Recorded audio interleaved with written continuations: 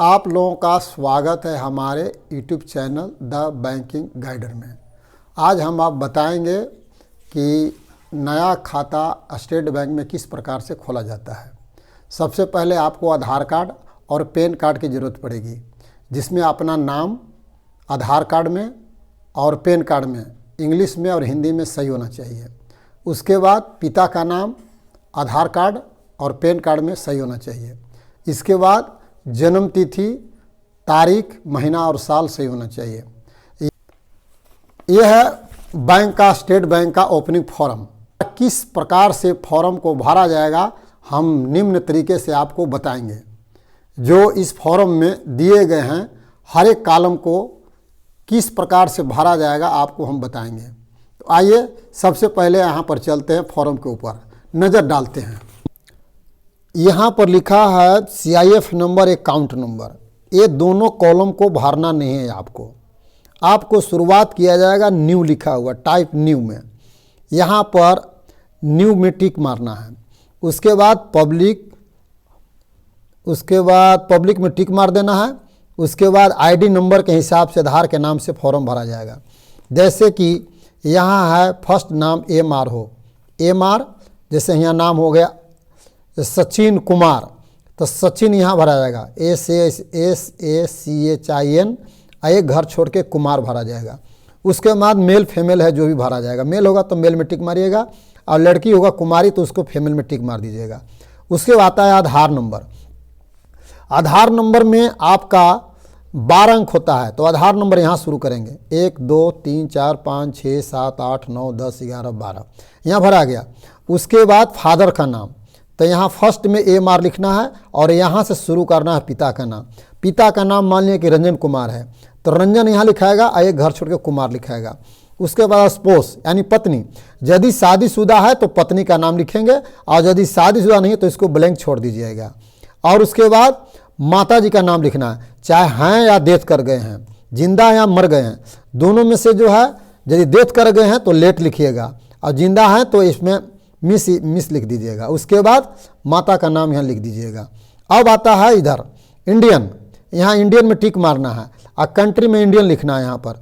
उसके बाद यदि आप अब आता है पढ़े लिखे स्टूडेंट है तो स्टूडेंट में टिक मारिए। जैसे कोई महिला जो है हाउस वाइफ ही पढ़ी लिखी है तो हाउस वाइफ में टिक मारेगी, और यदि वो पढ़ रही है तो यहाँ पर स्टूडेंट में टिक मारेगा।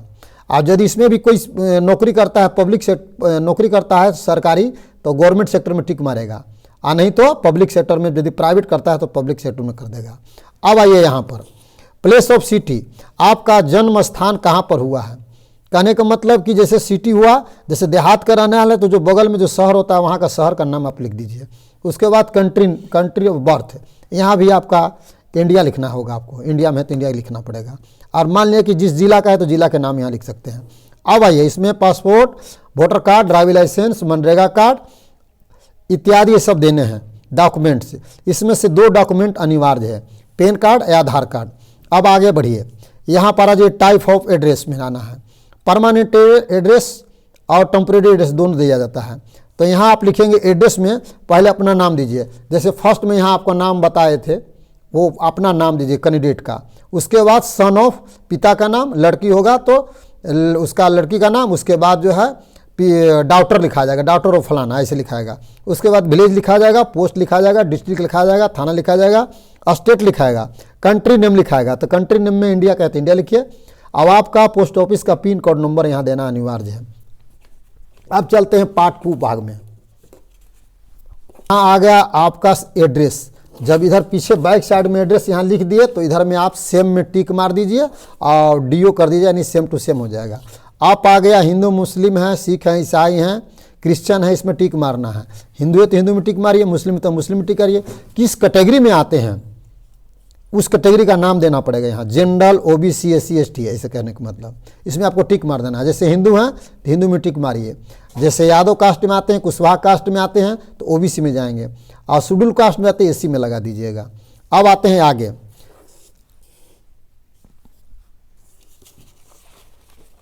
ये रहा 60 फॉर्म, पेज नंबर 3।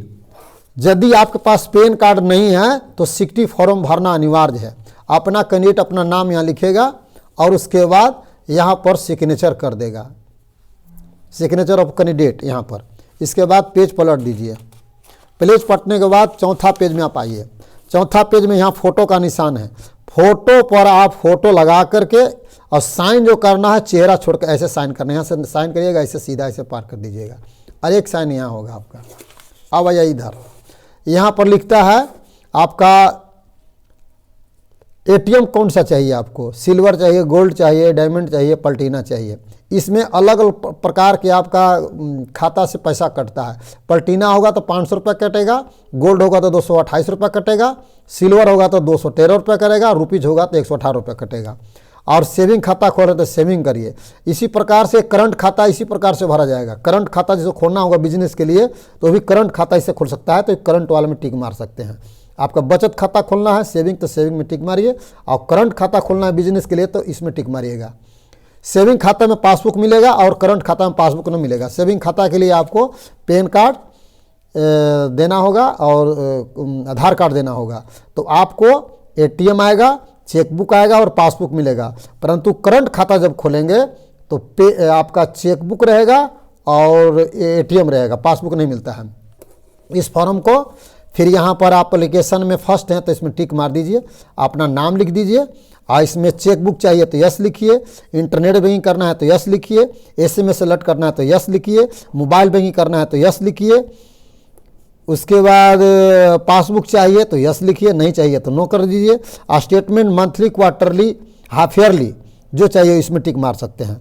आपको जैसे पासबुक छप जाएगा ठीक है, और नहीं तो करंट खाता में क्वार्टरली लेते हैं 3 महीना पर ले सकते हैं।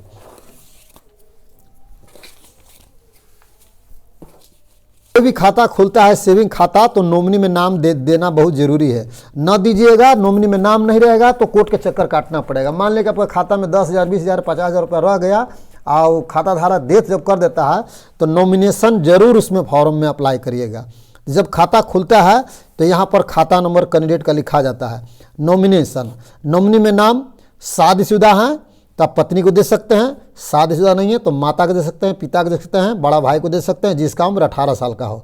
यहाँ पर नाम लिखाएगा, देखिए नॉमिनी डिटेल्स, तो यहाँ नॉमिनी में नाम दीजिए और उसका आपके साथ क्या रिलेशन है, यहाँ पर देखिए रिलेशन लिखा है, रिलेशन स्लिप। यदि माता के दे रहे हैं तो मदर लिखिए, भाई को देते हैं तो ब्रदर लिखिए, और वाइफ को देते हैं तो यहाँ वाइफ लिखिए। और इन्हीं का नॉमिनी का जो आपका रिश्ता मिलेंगे उन्हीं का डेट ऑफ बर्थ लगेगा नॉमिनी का, जिसके यहाँ जो इसका नाम यहाँ होगा उसी का डेट ऑफ बर्थ लिखा जाएगा और एड्रेस लिखा जाएगा। उसके बाद रहा सिग्नेचर करने के लिए, तो सिग्नेचर आपको इस कॉलम में करना है। 1 नंबर में सिग्नेचर होगा, यहाँ पर 2 कॉलम लगे हुए हैं, एगो लेफ्ट से है एगो राइट में है। ज्वाइंट खाता खुलेगा तो इधर वाला का साइन होता है, और सिंगल खाता खुलेगा तो इसमें, तो यहाँ साइन होगा आपका और एक साइन हो जाएगा यहाँ। यदि आप अंगूठा छाप हैं और खाता खुला रहे हैं, मान लिया कि फैमिली पेंशन जो पति है नौकरी कर रहा है डेथ कर गया, उसकी पत्नी अनपढ़ है तो उसके लिए भी ये लागू है। तो यहाँ पर जो है 2 विटनेस गवाह का साइन लगेगा, तो यहाँ साइन की जगह अंगूठा लगाएगी यहाँ पर, और यहाँ भी अंगूठा लगेगा, ठीक है। तो इसमें 2 गारंटर चाहिए विटनेस, उसी बैंक में जिस बैंक में खाता खुला रहे हैं 2 आदमी को गवाह चाहिए। अपना नाम लिखेगा, एड्रेस लिखेगा, सिग्नेचर करेगा और खाता नंबर देगा। ये खाता नंबर चेक करके उसको वेरीफाई करेगा खाता खोलने के लिए, चाहे अकाउंटेंट खोलेंगे चाहे मैनेजर खोलेंगे, वेरीफाई करेंगे तब कैसे खाता खोलता है। अब रहा आगे बढ़िए, यहाँ पर लास्ट सिग्नेचर यहाँ करिए। इस फॉर्म भरने के बाद आधार कार्ड, पैन कार्ड में सिग्नेचर करके और बैंक में जाकर जमा कर दीजिएगा। ये वीडियो अच्छा लगे तो लाइक कीजिए और दूसरे तक पहुंचाने की कोशिश करिए। धन्यवाद, शुक्रिया।